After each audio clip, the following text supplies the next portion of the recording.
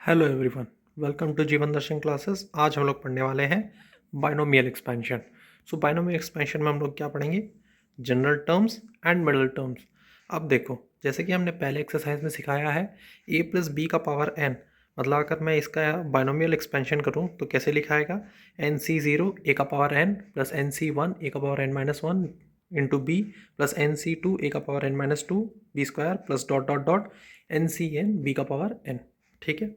अब मुझे इस एक्सरसाइज में पूछेगा, इतने सारे टर्म है, जैसे ये पहला टर्म है, दूसरा टर्म है, तीसरा टर्म है और एन टर्म्स जा रहा है। ठीक है। कोई बोला कि मुझे थर्ड टर्म का वैल्यू बताओ, तो कैसे पता करूंगा? तो यहाँ देखो, मैंने क्या लिखा है, T equals to R plus one N C R A का power N minus R B का पावर आर। ठीक है। अब थर्ड टर्म को कैसे लिखा मैंने? टू प्लस वन, तो ये जो टू है ना, वो हो जाएगा तुम्हारा r, n C R A का power N minus R B का पावर आर। ठीक है। जब ये सम्स बनाऊंगा तब तुमको और अच्छे से समझ में आएगा। लेकिन इसमें सोचो, अभी हमने जो टू रखा है ना, आर का वैल्यू पुट करके देखो, t two plus one N C r मतलब एन सी टू ए का power N minus two b का पावर टू। तो क्या तुम इसे रिलेट कर पा रहे हो यहाँ के साथ? तो समझ गए, किसी भी टर्म को निकालने का एक इजी फॉर्मूला आ गया हमारे पास। अब मिडल टर्म्स क्या होता है? देखो, इतने सारे एक्सपेंशन है, इसका कोई बीच का टर्म, मान लो कोई बीच में यही वो टर्म आ गया बीच में, तो इसको पता कैसे करोगे, निकालोगे कैसे? तो एन का वैल्यू डिपेंड करेगा दो चीज़ पे, कि पहली बात, अगर एन इवन रहा, जैसे होता है ना, ए प्लस बी का पावर क्यूब हो गया, ए प्लस बी का पावर फोर हो गया, क्यूब हो गया, तो टोटल टर्म्स कितने होंगे? Three plus one that is equals to four. ठीक है। इसमें तो आसान हो जाएगा कि अगर यहाँ फोर होंगे, तो सबसे पहले देखो, यहाँ एन का पावर इवन रखा, मतलब ए का प्लस बी का पावर फोर रखा, तो four plus one total terms कितने होंगे? फाइव। जैसे कि एन प्लस वन फाइव, तो एक ही मिडल टर्म होगा, that is t n by two plus one. ठीक है। लेकिन अगर एन का पावर ऑड हुआ तो एन प्लस वन इवन हो जाएगा और वहाँ पे दो मिडल टर्म्स आएंगे, T N plus one by two और T N plus three by two. ठीक है। जब हम सम्स करेंगे तो आपको और अच्छे से क्लियर होगा। कोफिशिएंट्स इसमें हमें पूछा जाएगा इस पूरे दौरान।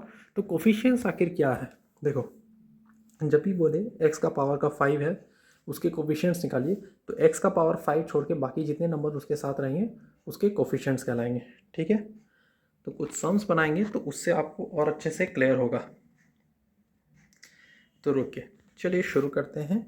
अब जैसे कि पूरा चीज़ों में हम कोशिश ये करेंगे कि आपको जो भी सम आप बना रहे हो वो आपको क्लियर होते जाए। ठीक है।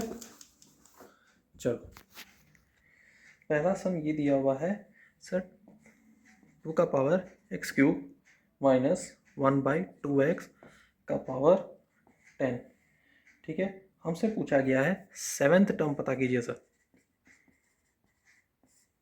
कैसे होगा?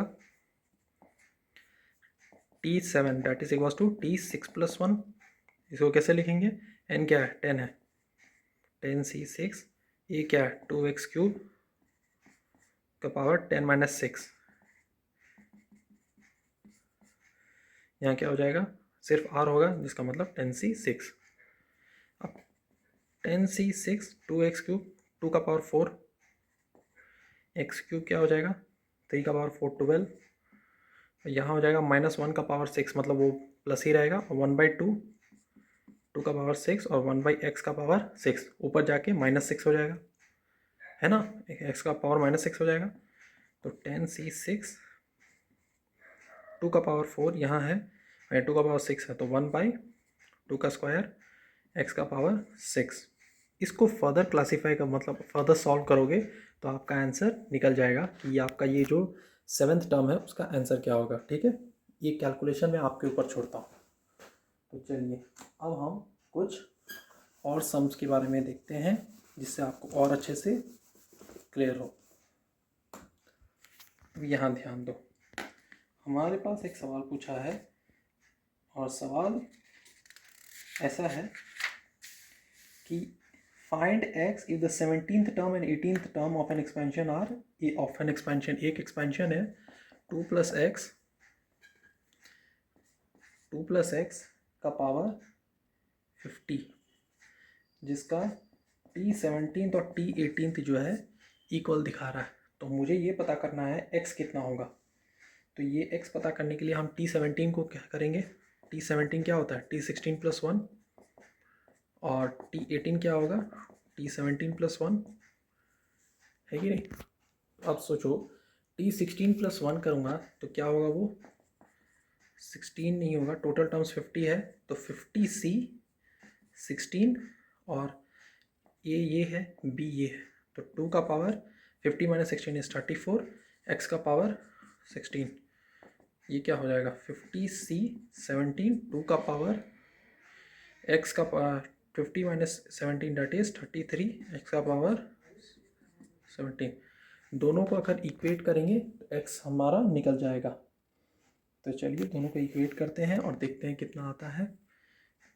50c 16, 2 का पावर 34, x का पावर 16 इक्वल्स टू 50c 17, 2 का पावर 33 और x का पावर 17। यहाँ पे x का पावर 16 और ये 17 हम काट देंगे तो x बचेगा, 33 है पूरा कटेगा तो यहाँ सिर्फ 1 बचेगा। 50 factorial by 16 factorial by 34, 50 factorial by 17 factorial और 33, यहाँ बचेगा 2 × और यहाँ बचेगा x, लास्ट में आएगा x इक्वल्स टू 1 सॉल्व करके। Okay, I hope you like the video, please do like and subscribe. Thank you.